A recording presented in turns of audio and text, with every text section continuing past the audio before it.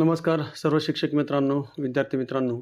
आजच्या तासिकेमध्ये आपण सी-टी-टीच्या अभ्यासामध्ये मराठी विषय आणि शिक्षाशास्त्र यामध्ये विकारी आणि अविकारी या शब्दांवर आधारित 30 प्रश्न घेणार आहोत.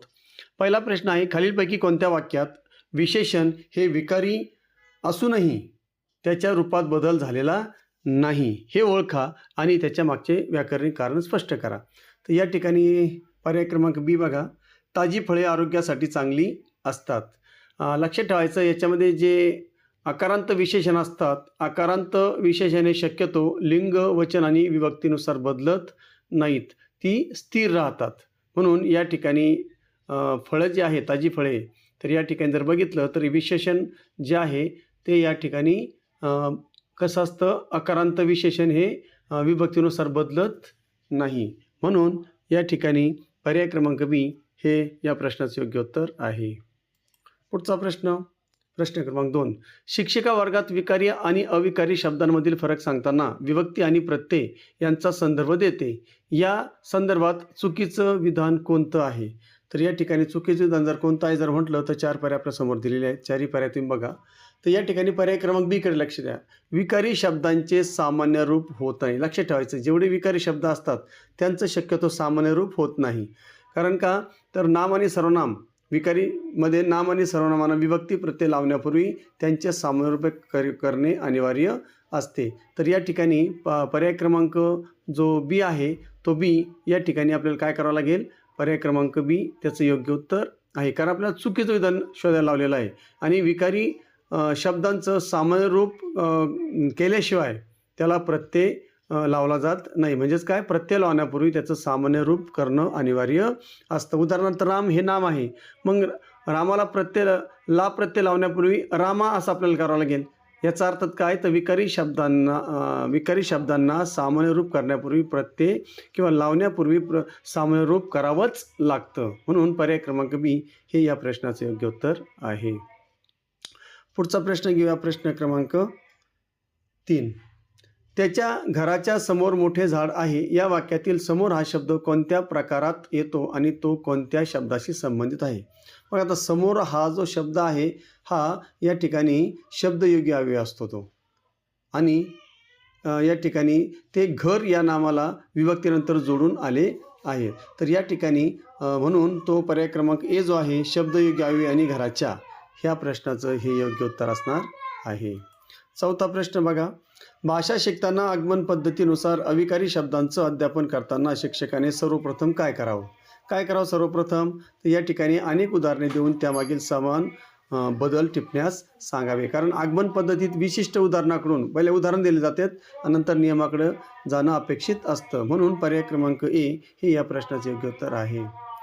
5वा प्रश्न, पुढील विधानांपैकी उभयान्वयी अव्यय आणि शब्दयोगी अव्यय यांच्यातील मुख्य तांत्रिक फरक कोणता?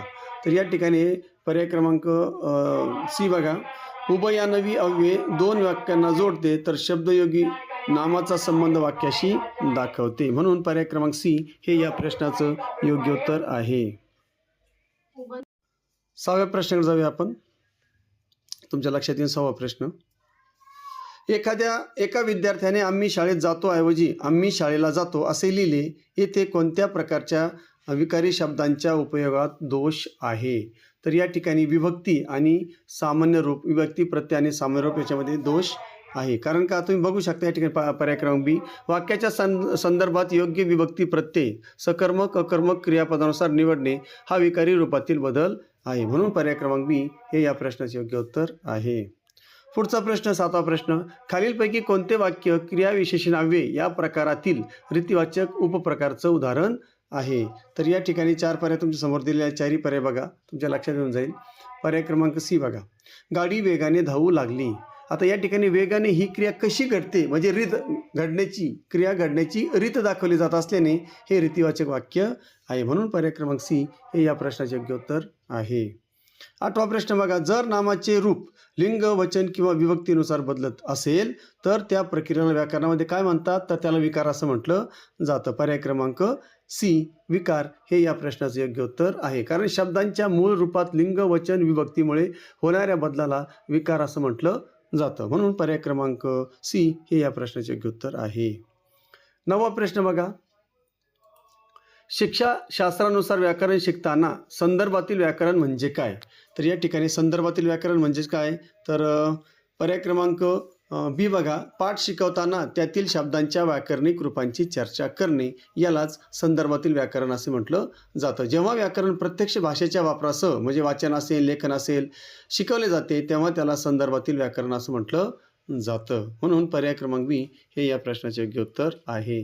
पुढचा प्रश्न 10वा प्रश्न, खालीलपैकी कोणते विधान सर्वनाम या विकारी शब्दाच्या बाबतीत चुकीचं आहे? आता चुकीचं म्हणलं आपल्याला बघा, चुकीचं विधान कोणतं आहे? तर मग या ठिकाणी 4 विधान दिलेले आहेत. पहिलं विधान बरोबर आहे, दुसरं विधान मात्र चुकीचं आहे. सर्वनामे ही कधीही अविकारी असू शकत नाही असं नाही. कधी कधी सर्वनामे सुद्धा अविकारी असू शकतात, कारण मराठीत सर्वनामे ही लिंग, वचन आणि विभक्तीनुसार बदलतात. परंतु कोण, काय यासारखी काही सर्वनामाची रूपं आहेत ती लिंगानुसार बदलत नाही, तरीही ती विकारीच मानली जातात, कारण विभक्तीने ती बदलतात. म्हणून पर्याय क्रमांक बी हे या प्रश्नाचे योग्य उत्तर आहे. 11वा प्रश्न, केवळ प्रयोगी अव्ययांच्या संदर्भात खालीलपैकी कोणतं वैशिष्ट्य अयोग्य आहे? आपल्याला अयोग्य वैशिष्ट्य विचारायचं आहे. तर या ठिकाणी बघा 4 पर्याय दिलेले आहेत, आपल्याला अयोग्य शोधायचं आहे. तर पर्याय क्रमांक बी बघा, त्यांचा संबंध वाक्यातील क्रियापदाशी असतो. हे चुकीचं वाक्य आहे. केवळ प्रयोगी अव्ययांचा वाक्यातील कोणत्याही शब्दाशी व्याकरणिक संबंध नसतो. ती केवळ भावना व्यक्त करतात. मग त्याचा नामाशी किंवा सर्वनामाशी कोणत्याही गोष्टीशी कोणत्याही शब्दाशी संबंध नसतो. ती फक्त भावना व्यक्त करण्यासाठी येतात. म्हणून पर्याय क्रमांक बी हे या प्रश्नाचे योग्य उत्तर आहे. 12वा प्रश्न बघा, एका विद्यार्थ्याला विकारी शब्दांच्या बदलांचे नियम कळले आहेत, परंतु अविकारी शब्दांना चुकून विभक्ती प्रत्यय लावतो. हे सुधारण्यासाठी शिक्षकाने कोणती कृती करावी? तर 4 पर्याय बघा, कोणती कृती केली पाहिजे आपण? ते 4 पर्याय बघा. तर या ठिकाणी तुमच्या लक्षात येऊन पर्याय क्रमांक सी बघा, विविध वाक्यामध्ये त्या शब्दांचा वापर करून त्यांचे रूप बदलत नाही हे दाखवून दिलं पाहिजे. प्रत्यक्ष प्रयोगातून अविकारी शब्दांचं रूप अधिक स्पष्ट होईल. म्हणून पर्याय क्रमांक सी हे या प्रश्नाचे योग्य उत्तर आहे. 13वा प्रश्न, पुढील वाक्यातील विकारी शब्दांची संख्या ओळखा. आता शहाणी मुले शांतपणे बसून अभ्यास करतात. तर यामध्ये जर बघितलं तुम्ही तर शहाणी हे विशेषण आहे, त्याच्यानंतर मुले हे नाम आहे, अभ्यास हे सुद्धा नाम आहे, करतात हे क्रियापद आहे. म्हणजे या ठिकाणी नाम, सर्वनाम, क्रियापद, विशेषण असे जर कोणी आलं तर त्याला आपण विकारी शब्द म्हणतो.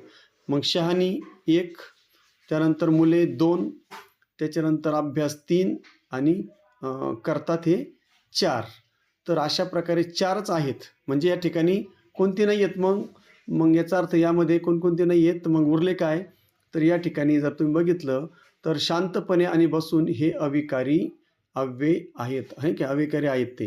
म्हणून या ठिकाणी आपल्याला विकारी शोधायचं होतं. मग एकूण किती संख्या आहे? 4. म्हणून पर्याय क्रमांक 4 बी हे या प्रश्नाचं योग्य उत्तर आहे. 14वा प्रश्न, जर एखाद्या वाक्यात आणि हे उभयान्वयी अव्यय 2 प्रधान वाक्य जोडत असेल तर त्या वाक्याला काय म्हणतात? तर त्या वाक्याला आपण संयुक्त वाक्य म्हणतो. कुठे पर्याय? पर्याय क्रमांक सी बघा, संयुक्त वाक्य. जेव्हा 2 स्वतंत्र प्रधान वाक्ये समुच्चय बोधक उभयान्वयी अव्ययांनी जोडली जातात तेव्हा त्याला संयुक्त वाक्य म्हटलं जातं. म्हणून पर्याय क्रमांक सी संयुक्त वाक्य हे या प्रश्नाचे योग्य उत्तर आहे. 15वा प्रश्न, मराठी भाषेच्या शिक्षणात सर्वांगीण मूल्यमापन म्हणजे CCE करताना व्याकरणाच्या विकारी अविकारी घटकांचं मूल्यमापन कसं असावे? तर या ठिकाणी सगळ्यात शेवट बघा, विद्यार्थ्यांच्या दैनंदिन संभाषण आणि लेखनातील व्याकरणाच्या वापराचे निरीक्षण करणे, कारण मूल्यमापन हे सातत्यपूर्ण आणि प्रत्यक्ष भाषा व्यवहार आधारित असावे. म्हणून पर्याय क्रमांक डी हे या प्रश्नाचे योग्य उत्तर आहे. पुढचा प्रश्न, पुढील पर्यायातील अविकारी नसलेला शब्द आपल्याला ओळखायचा आहे. म्हणजे अविकारी नसलेला म्हणजे विकारी असलेला शब्द आपल्याला ओळखायचा, विकारी शब्द. मग या ठिकाणी हळूहळू नाही होणार, अरे रे नाही, परंतु नाही. सुंदर, सुंदर बघा, सुंदर हे विशेषण आहे आणि सुविशेषण हे काय असतं? तर हे विकारी शब्द असतो. म्हणून पर्याय क्रमांक डी सुंदर हे या प्रश्नाचे योग्य उत्तर आहे. पुढे जाऊया प्रश्न क्रमांक 17कडे. पाऊस पडला तर शेती पिकेल या वाक्यातील तर हे कोणत्या प्रकारचं अव्यय आहे आणि ते काय सुचवतं? तर हे जे आहे तर हे संकेतबोधक आहे आणि ते अट किंवा अटपूर्णता दर्शवतं. म्हणून या ठिकाणी पर्याय क्रमांक बी संकेतबोधक किंवा अट किंवा अटपूर्णता हे या प्रश्नाचे योग्य उत्तर होणार आहे. कारण का? तर हे संकेतबोधक उभयान्वयी अव्यय असून ते एखादी अट किंवा शक्यता वाक्यामध्ये दर्शवण्यासाठी वापरलं जातं. म्हणून पर्याय क्रमांक बी हे या प्रश्नाचे योग्य उत्तर आहे. 18वा प्रश्न, प्राथमिक स्तरावर व्याकरण शिकवताना खेळाच्या माध्यमातून शिक्षण दिल्यास मुलांच्या विकारी शब्दांच्या समाजात काय फरक पडेल? तर त्यांच्या समजमध्ये काय फरक पडणार आहे? तर या ठिकाणी पर्याय क्रमांक डी बघा. मुले नैसर्गिकरित्या शब्दांची रूपे बदलण्याची प्रक्रिया शिकतील. कारण का? खेळामुळे भाषेचा सहज वापर होतो आणि व्याकरणीय नियम अंतर्भूत होतात. म्हणून पर्याय क्रमांक डी हे या प्रश्नाचे योग्य उत्तर आहे. खालीलपैकी 19वा प्रश्न, खालीलपैकी कोणते शब्दयोगी अव्यय हे कालवाचक श्रेणीत येते? कालवाचक परत येईल का नाही, विना येईल का नाही, नंतर बघा, नंतर आहे की नाही, आता, नंतर, उद्या. तर या ठिकाणी नंतर हे वेळेचा म्हणजे काळाचा संदर्भ देते, म्हणून ते कालवाचक शब्दयोगी अव्यय आहे. प्रश्न क्रमांक म्हणून पर्याय क्रमांक सी हे या प्रश्नाचे योग्य उत्तर आहे. चला पुढे जाऊया. 20वा प्रश्न, जेव्हा एखादा शब्द वाक्यात नाम म्हणून कार्य करतो तेव्हा तो विकारी असतो, परंतु जेव्हा तो क्रियाविशेषण म्हणून वापरला जातो तेव्हा तो अविकारी असतो. याचं उदाहरण आपल्याला ओळखायचं आहे. तर या ठिकाणी बघा, सगळे वाक्य वाचा, चला तुमच्या लक्षात येऊन जाईल. सगळ्यात शेवटचं वाक्य बघा, देवाने त्याला वर दिला आणि तो वरच्या मजल्यावर राहतो. आता देवाने त्याला वर दिला, वर हे नाम आहे म्हणजे आशीर्वाद आहे, म्हणून ते विकारी आहे की नाम हे विकारी असतं.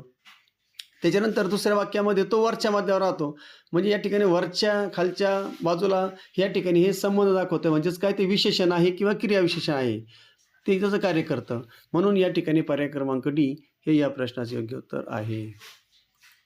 पुढचा प्रश्न 21वा, भाषा शिकण्याच्या प्रक्रियेत त्रुटींचे विश्लेषण करताना अविकारी शब्दांच्या वापराबाबत होणाऱ्या चुकांचं प्रमुख कारण काय असू शकतं?